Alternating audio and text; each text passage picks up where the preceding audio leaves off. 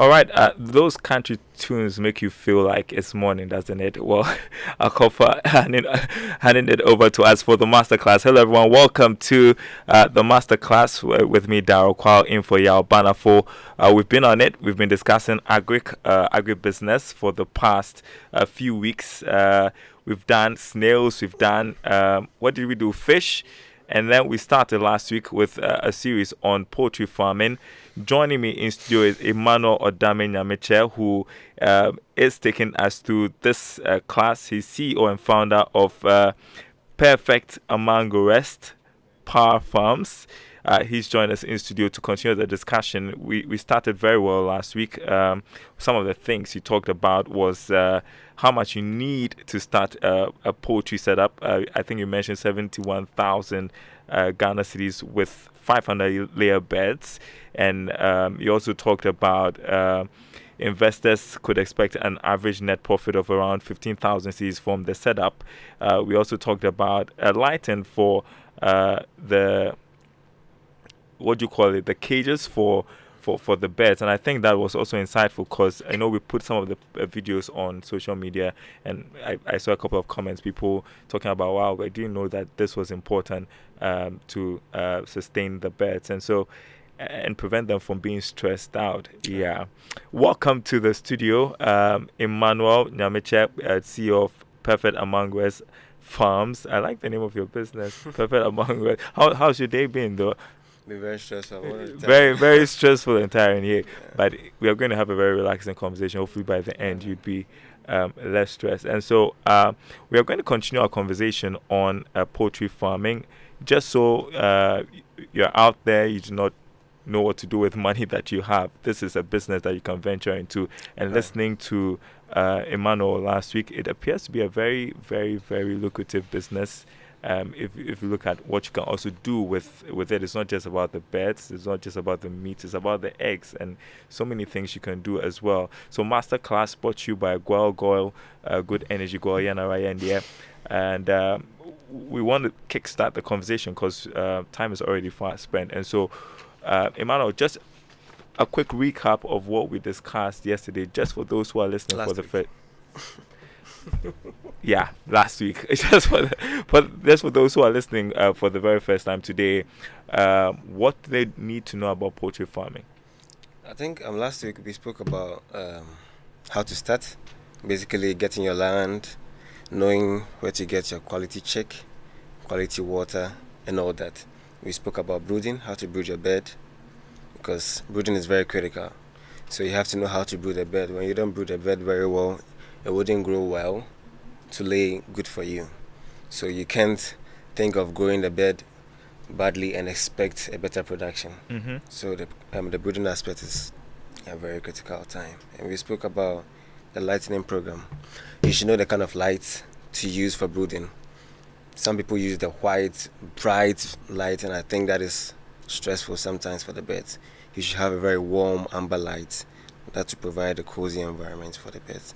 And when they're laying also, you should know the kind of lights you put in a coop to make them have a cozy environment. So we talked about the fact that they are broilers and they are layers. Yeah. And so depending on your interest, these are... right. I mean, depending on how your market will be like, you should know what you go for.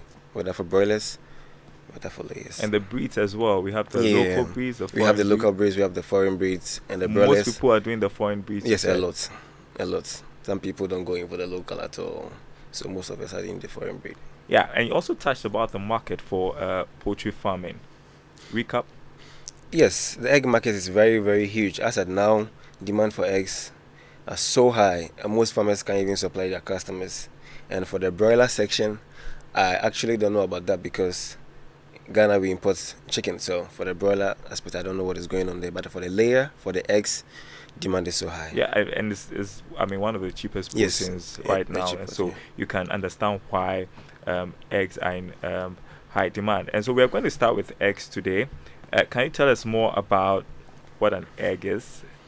I know people know about eggs, but in detail what an egg is, how it forms, and also how many eggs does a chicken lay in a day, for instance? Well, egg is a source of protein that we have from chickens. So Basically, it takes about 26 hours for a bird to lay an egg. Some people think it's 18, some people think it's 24, but it's 26. So it has the yolk, the white formulation, the shell, and mostly the shell takes a very longer time to form. It takes about 18 to like 20 hours for the shell alone because it is very, very hard. So it takes a longer time. And the white formulation takes about 34 hours, and the yolk takes about 1 or 2, and other stuff. So 26 hours a bird should lay an egg. Sometimes it delays depending on how probably you take care of the bird. Birds that are in deep litter. You see, when the bird is in deep litter, as I said last week, deep litter is when you have birds on the ground, walking on wood shavings and all that. A chicken is a chicken. It will have its feeder and definitely go and eat from the ground. So when the bird has to lay in 26 hours and the bird is also eating from the ground, what do you expect? It wouldn't be 26 hours because the formulation will be very, very slow. It will take a longer time for the bird to lay. So that is why most farmers are going into cages right now, because cages, the bird only has access to the feed and the water. The water is the nipple system, only the feed and the water. So when it's 26 hours, it's 26 hours. But for the deep litter, sometimes it lays today, it doesn't lay tomorrow and all that. So basically that's about the eggs. Yeah. How does feed affect the quality of eggs? How does feed? Feed is something that is very important. When you don't know how to prepare your own feed, you should think of buying from the already prepared feed companies. So you should do your research well. There are lots of companies. We have Kujis, we have Sankofa, we have Asa, we have Yili. I spoke about that last week. So if you don't do your research well to know the company that you're going to buy from, then you should also do your research well to know how to prepare your own feed. We have lots of components that we use to prepare our feed. We have the maize, we have the soya, we have the wheat bran, we have the rice bran, we have the lysine and the met. Those are amino acids that we add to the feed. So, and dicalcium, we have shells, oyster shells and stuff like that, and we have concentrate. So you should know the concentrate that you're going to use. We have other companies like Champrix, Kujis, we have Jubali, we have Maridaf. There are lots of companies in the system.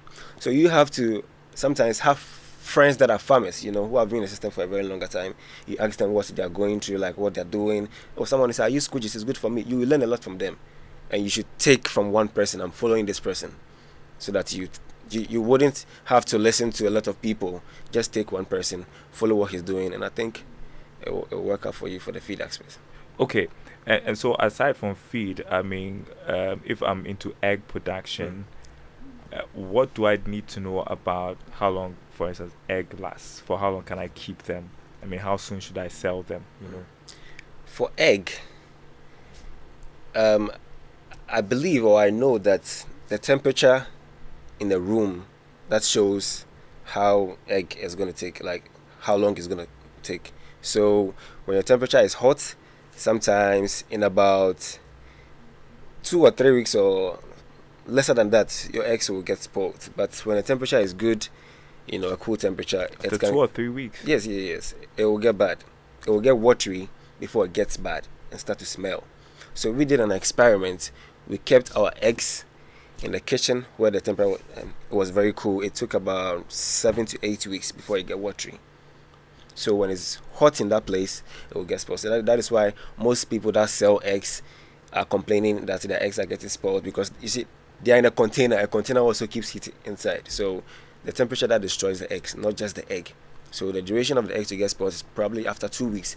But when you keep it in a bad place, it gets spoiled earlier than that. Yeah. Wow. Yeah. Wow. So I just also wanted to find out, maybe I missed it if you mentioned it, how many eggs a chicken produces? One. Just one? Just one. But sometimes you might have the situation whereby you have double yolks. Sometimes you can have 3 yolks in one egg. So you can't call that 3 eggs. You can't call that 2 eggs. It is still 1 egg. Just one? Yes. But a day? Yes. Just 1 a day. As I said, it's 26 hours. So it will lay today, and by the time it lays tomorrow, it will be 26, but it wouldn't be earlier than the previous day. It will be late because it's 26, not 24. So Yeah, I basically. mean, and for anybody who wants to start egg production on a very, I mean, serious scale, Mhm. how many chickens should the person start with? Large scale. Yeah, It depends. or maybe a small scale business. I don't know. I have a If friend. it's laying I have a one friend who I egg introduced in into the 26 business, and he hours. started with 4,000 beds. 4,000. He started a new farmer. Started with 4,000 cage system. He didn't go in for deep litter because he knew what he was doing. He knows what he's going to get. You understand? So he just went in big.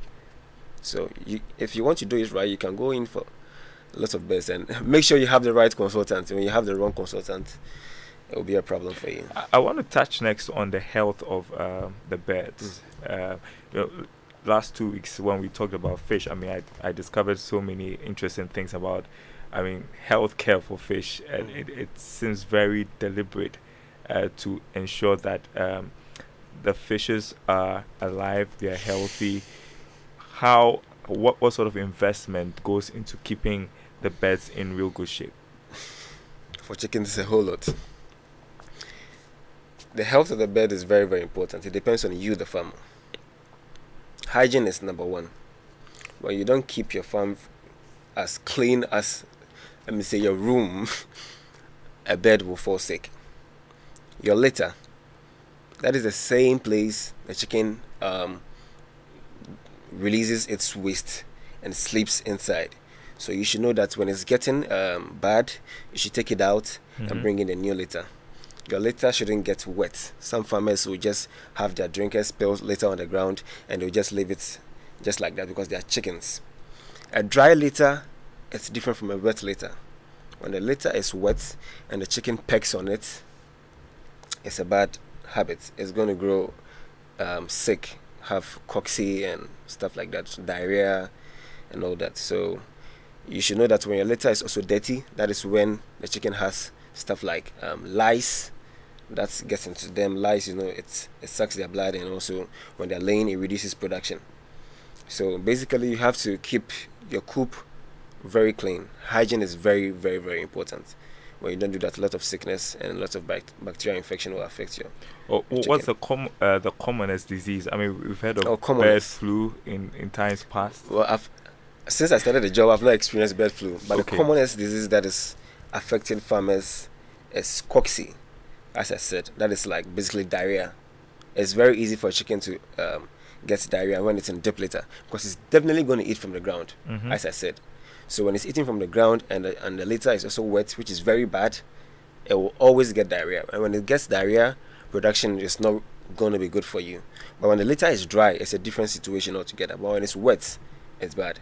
And most things, most situations like vaccination schedules, it can fail when you are vaccinating your birds against bacterial infections like maybe Gumboro, Newcastle. They are very, very, very dangerous. They are viral infections. So when you don't vaccinate them well, you might think you are vaccinating your bird, but you are giving your bird the virus. Example, when you are about to administer a vaccine for a bird, we starve the birds of water so that when you put the vaccines in the water and disperse it among the birds, they should finish drinking the vaccine within 2 hours. After 2 hours, it turns normal water. But some farmers really starve the birds out of water the whole night. When you do that, the bird will be very, very, very, very stressed because it's very thirsty. It's stressed already. And when a chicken takes vaccine, it becomes stress. Like when there was corona, some people were complaining when they went for the injection, they were down, they were muddy and moody. Yeah. So that's the same thing that happens to the chicken. So when it's already stressed and it's very thirsty, and you give it the vaccine, it will be so stressed that it might trigger the vaccine to bring in the virus, and that is going to be a very, very chaos situation on your farm. You have the virus, and I don't think you would like to be in the business again. Okay, but how easily accessible are professionals? I mean, healthcare professionals. A lot for poultry, a lot, but most of them are in the government section. So it's very hard for you to have a vet visit your farm without you paying. Maybe there's a problem. Maybe you have a viral infection. There are places like Francasen Limited. You can take a bed over there for post-mortem. You wouldn't be charged for free. But there are other places that in Sawomi you can take a bed over there. You'll be charged like 50 cedis. But having a vet to come to your farm for a regular check, I think it has to be in a monthly salary schedule. It's between you and the vet until. I see. Yeah. I see. You have been at this for years. What should a poultry farmer do the best to be successful? First of all, you should learn how to say no to visitors. When I was starting my, someone told me that I shouldn't use my farm as a tourist attraction. You know, you might have some people try to call you to visit your farm. Even when I came here, some people are like, we want to visit your farm, and I said, no, it's not allowed. Some people think I'm rude, but we are trying to prevent our chickens from having infections. Someone might try and visit your farm and wouldn't want to follow the biosecurity measures, because we have some disinfectants that we are going to spray under your leg, on your food, spray around you, and some people don't really like to do that. So we should avoid visitors around, take biosecurity measures very serious. When I say biosecurity measures, there are infections around, and we have disinfectants that we spray around that, you know, takes those things far away from the farm and wouldn't affect the birds. So those disinfectants are very, very expensive sometimes. Some farmers find it very difficult to buy them because you have to be spraying all the time, and it will consume in a shorter period of time. So they don't really buy it. So when you take those things very serious, I think it will help you be successful. And you also have to take your hygiene very serious in the farm. When you don't do all those, the only problem that will make you fail is you having a viral infection. It might take half of your flock or even leave nothing. So, all right, I want you to draw from your personal experiences. What did you find most challenging starting the poultry farm and keeping it? My main challenge was, when I started, feeding my birds. We drew budgets on the feeding from chick stage to point of lay. But it got to a time, the prices of the feed was skyrocketing. And my budget is my budget. I didn't have any money left. So the money got consumed, and I started asking a couple of friends, you know, they'll feel at you, they wouldn't try to help. So the only person that helped was my mom. She gave me some money to feed the birds until it started laying, and I paid her back. So my challenge was feeding my birds. And we had some problems with, you know, infection and all that, but as we were growing, we were learning our mistakes, improved on that, and it brought us here. All right, let's talk about innovation. How has poultry farming changed over the years? And how sophisticated has it gotten? Because I remember I visited a poultry farm a couple of years ago. I don't remember which particular year it was, and the technology there was over the top. Yeah, talk to us about how technology is helping boost production. When we talk about technology, you know, in the ancient times, we used to have chickens around like free range. There was nothing like deep litter, having them in one place, and with later having them in a coop. It was free range, walking everywhere, pecking on grasses, you know, organic farming. But now there's stuff like fully automated cages. You can have about 100,000 of birds in a small space. You wouldn't have to go in and feed the birds. Automatic feeding, automatic drinking, and even picking eggs wouldn't be manual. Automatic, you know, moving of the eggs by a conveyor belt to where you just pick the eggs and pack it up in a tray. So the poultry farm industry is really growing with technology, and it will get to a time I don't think you have a farmer doing deep litter anymore. Yeah, because when you really know what you are doing and you are growing, I think you really have to also know that some people feel like cages are bad. Some people have the perception of cages is not good. Animal welfare, you know, you're caging the bird, 4 birds in a smaller space and all that. I've been getting those kind of messages. But I think sometimes when you think about the bird, when it's on the ground in a deep litter and it pecks on the litter all the time, it gets sick. But when the bird is in a cage, it doesn't get a chance to peck on the litter to get sick. When you're in a cage, using medications are lesser. You don't have higher bacterial infections, so you don't have the time to go and buy medications. But you're on deep litter, because it's pecking on the ground, it's always going to get sick, and you always have to treat it with medications, and I bet it wouldn't be healthy. So I feel sometimes cages are very How expensive is this technology? very expensive. If I will remember, my cages for my 4,000 birds was around, with my scrapper, was around 120,000. As at now, we have the cage. We have the A type. A type is like an A shape, and we have the H. So we have 160 capacity, we have 120 capacity, and the 160 goes about almost 5,000 cedis right now, and the 120 goes about 3,008. So if you want the 160 capacity and you are doing maybe 10,000 beds, you divide it by 160. You know how many sets you are buying, and with the cages too, the manure drops on the ground. Some people let their workers go under the cage with shovel and wheelbarrow and picking up the manure and all that. Sometimes, so that is very stressful for the workers. It's a whole lot of work, and the ammonia in the poop goes into their eyes.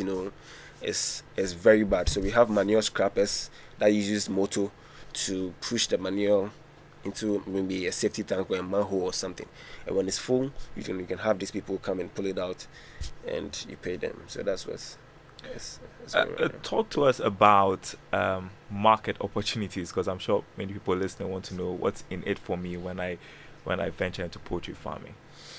For the marketing aspects, as I said earlier on, for the eggs, I would say if you're a new poultry farmer and you are investing into a poultry farm, and probably for eggs, you shouldn't worry about who's going to buy your egg. The market for the eggs, it's there, but sometimes you should also think of finding a way to market your business, as we did with ours. We have a platform that we do have, of course, each and every day someone wants to buy egg, but we don't have egg right now. So you should think of how you're going to market your business, so that you have a lot of customers coming to you, so that when you're even growing and having a lot of birds, a lot of chickens, you still have customers to supply for. So I think the market for eggs in Ghana as of now is so huge. I remember there was a time that poultry farmers were calling for government to stop the imports of birds because they felt they could meet local demand. Is that the reality? Yeah.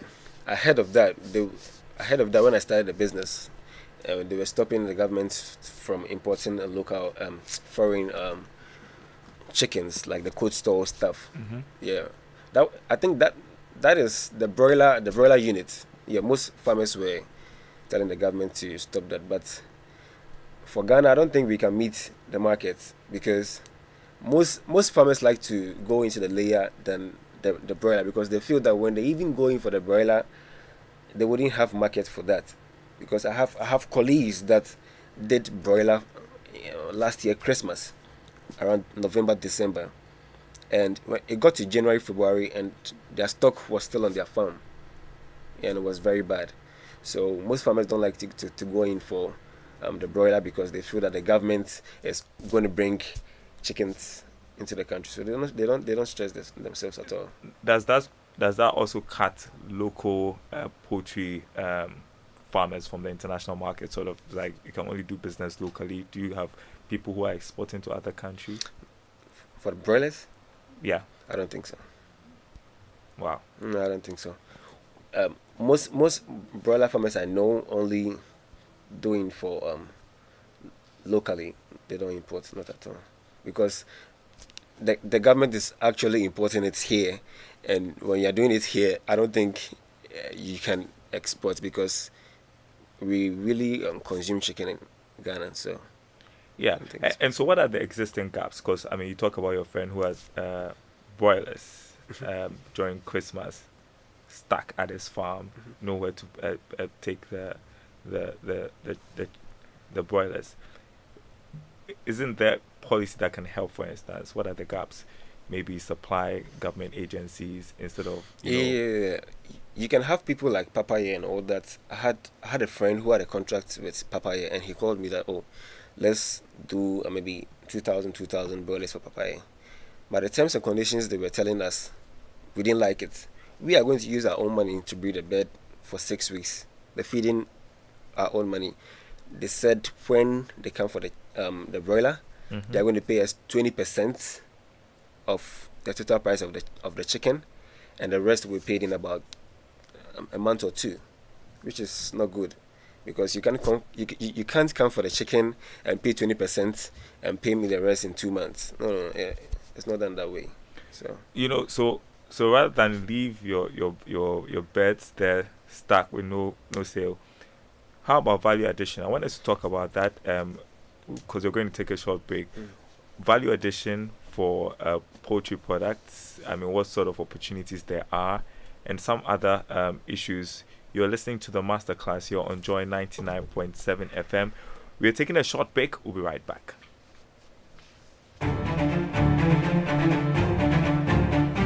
Your favorite on-air business development program, Joy Business Masterclass, is in session, and you can interact with us on Facebook via the Joy 99.7 FM or Joy Business pages. If you tweet, the handle is at Joy 997 FM or at Joy Business GH. Don't forget to hashtag JB Masterclass. You can also call us on 0302 216541 or send your questions and contributions through to the WhatsApp number 0551 111997, and our facilitators will address your concerns. Attention everyone, class is in progress. Right, welcome back to the Masterclass here on Joy 99.7 FM. My name is Daryl Kwawu, in for Yalbana for who. I understand we'll be back next week. Can't wait for him to return. We've missed him, haven't we? We're talking about poultry farming. I'm here with Emmanuel Nyamekye Odame, who is a poultry farmer, farm management and consultancy expert. He's passionate and dedicated a poultry farmer.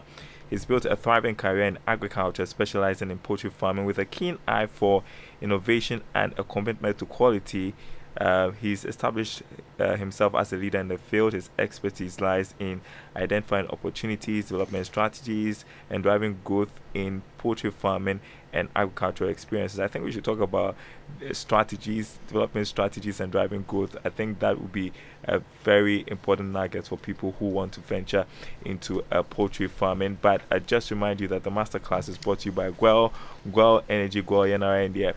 Good energy brings you Gwell Super XP, the ideal choice for most vehicles. It is flowing wow at many Gwell stations in the country. Just go fuel up your vehicle and enjoy the smooth ride with all the benefits. Gwell Super XP is quality and gives you the correct choice when buying regular fuel. Gwell Super XP is fortified with a special additive that gives longevity to your engine, makes your engine perform to the max using minimal fuel, and it is suitable for most vehicles. As you journey the road, look out for Gwell stations with the Gwell Super XP. Sign and go fuel up your vehicle. Gwell Super XP Ufilia. Ubefile. I hope I got that right. Gwell Good Energy Yanaya. Okay, so the text line open. Sarah, don't laugh at me. I know my tree is terrible. So, WhatsApp line is 05511119997, 05511119997. If you have any text messages, we could open the phone lines as well. So if you have any questions, ask 0302216541. And so, back to our discussion, man. I was asking about value addition. What can you do with the birds? What can you do with the egg? So, let me talk about the egg first, because I'm in the egg section. For the egg, there are lots of things you can do with the egg. If you don't want to sell the egg only, the shell of the egg is a source of calcium to prepare feed. Okay. Only if you have a way to sell what is inside. Do you understand? Explain further. Yes, the shell is a source of calcium. When you crack the egg and the shell, maybe you mash it up for calcium for preparing feed, you should have a way to sell the egg itself, the yolk or what is inside. You can't just sell the shell and just throw what is inside. So what do you do with? I mean, give us an idea. I mean, somebody listening wondering, what can I do with what's inside? You can have a way. You can sell the yolk, maybe pack it up sell it to caterers or something like that. Mm-hmm. Some people do that, but not in Ghana. And other stuff that people do. Yeah, I don't want to talk about a whole lot of that. So, and the chicken too. I think there should be factories in Ghana or stuff like that, so that we can process the broiler. We can take the gizzard out. We can, take some stuff and do sausages, and a whole lot of stuff like that. I don't think the government has stuff like that to help the broiler section farmers. So I think the government should think about doing stuff like that to help the broiler farmers, so that we can add value to the broiler chicken, not just selling the whole chicken. Yeah, we can just sell the gizzard itself, sell other stuff, the thigh, and a whole lot of stuff like that. Yeah, not the whole chicken. And maybe you can process it into sausages and stuff like that. Yeah, I think. Okay, that's pretty interesting. And I also want to draw from your expertise, how to stay in the business, because people get into it, they're excited, and now when they are hit with the unexpected, maybe say the chickens fall sick, then they hit a bump and they don't know what to do. What are some of the, I don't know whether to call them survival strategies for poultry farming? Most poultry farmers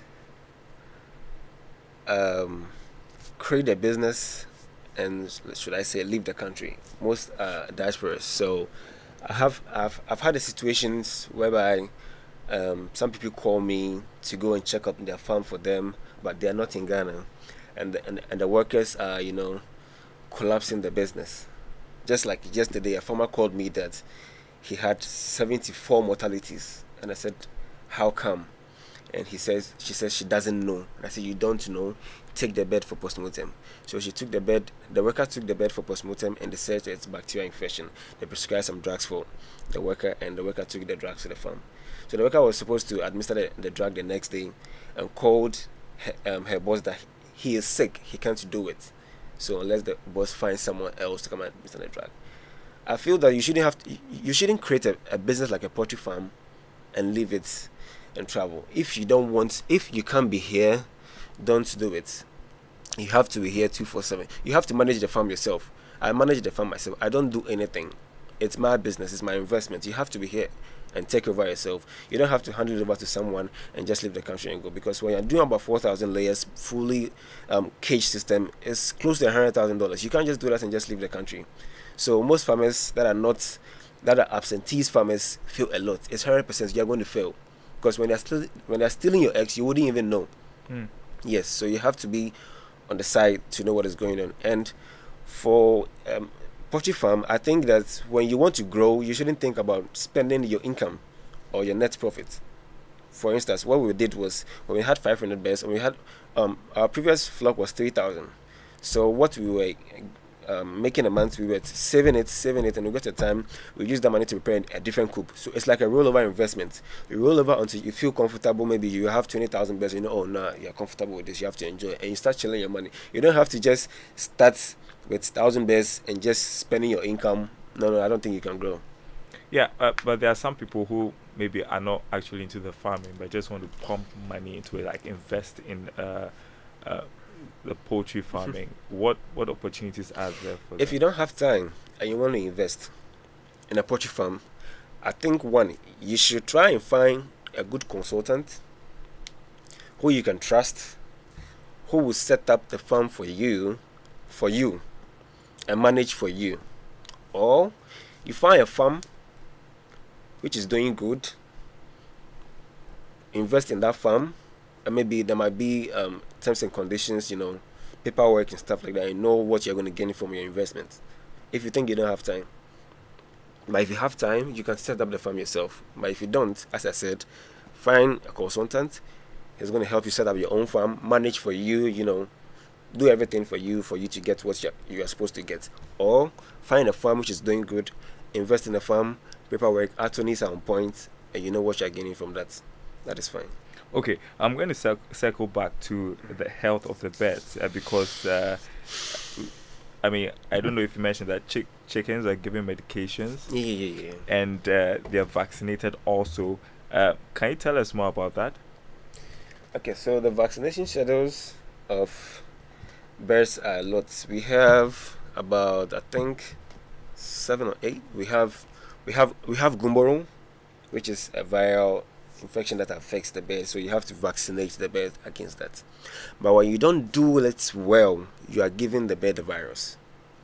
So we have gumboro, we have Newcastle, we have fowlpox, like normal chicken pox. Yes, we have fowlpox, and we have debeaking is not a vaccination stuff. We just cut the trim so that it wouldn't drink the egg, or like to fight, so they will pecking each other. So by when you cut the beak, it wouldn't have the chance to do that. So some farmers do not know how to administer vaccines. So when you are administering vaccine, and maybe you have chicks, you have pullets, you have pre-layers, you have layers, you should know the quantity of water you are going to mix with 1,000 dose. 1,000 dose means maybe you have 1,000 birds. When you are going to buy gumboro vaccine, I'm buying 1,000 dose. That means 1,000 birds. When you have chicks, which are maybe 5 days, you should know the quantity of water to mix with the vaccine. You can't mix the same quantity of water when the birds are laying. Whilst they are growing, the quantity of water increases. So you can't mix vaccine with chlorinated water.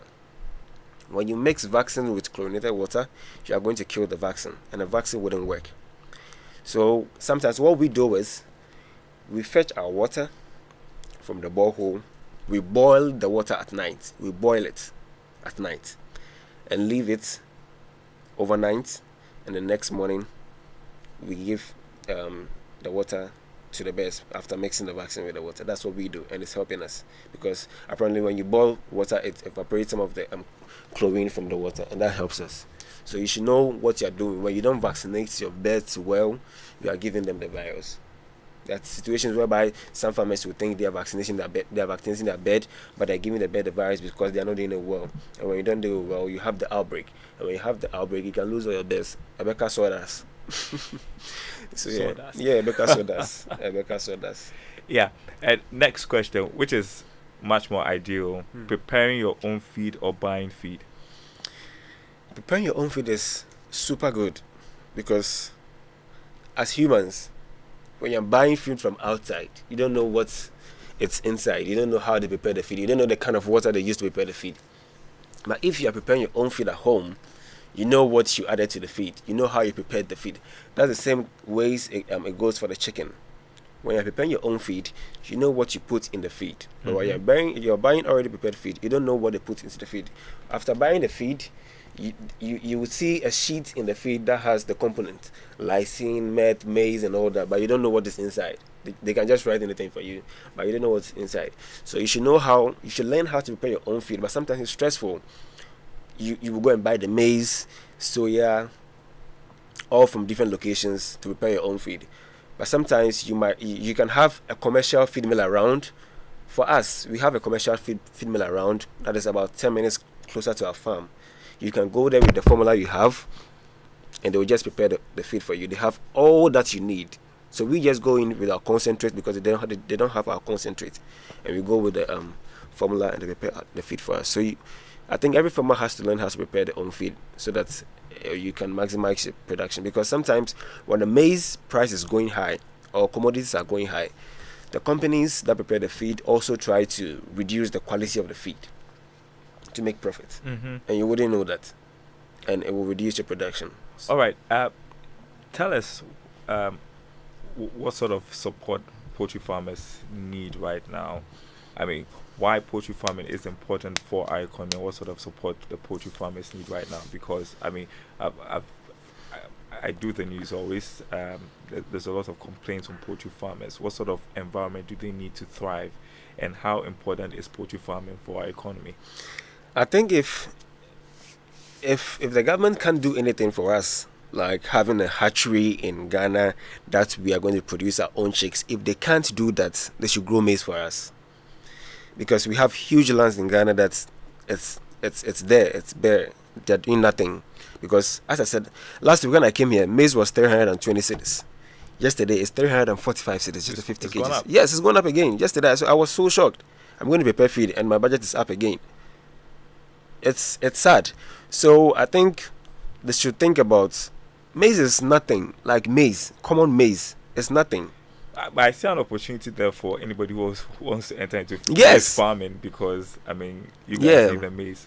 I'm going to say this: if there are poultry farmers that are like me in the youth like section, and they are doing good, maybe they have 4,000, 2,000, 3,000 birds that are also maybe buying feed and they're struggling. I need about 20 or 30 people to join me.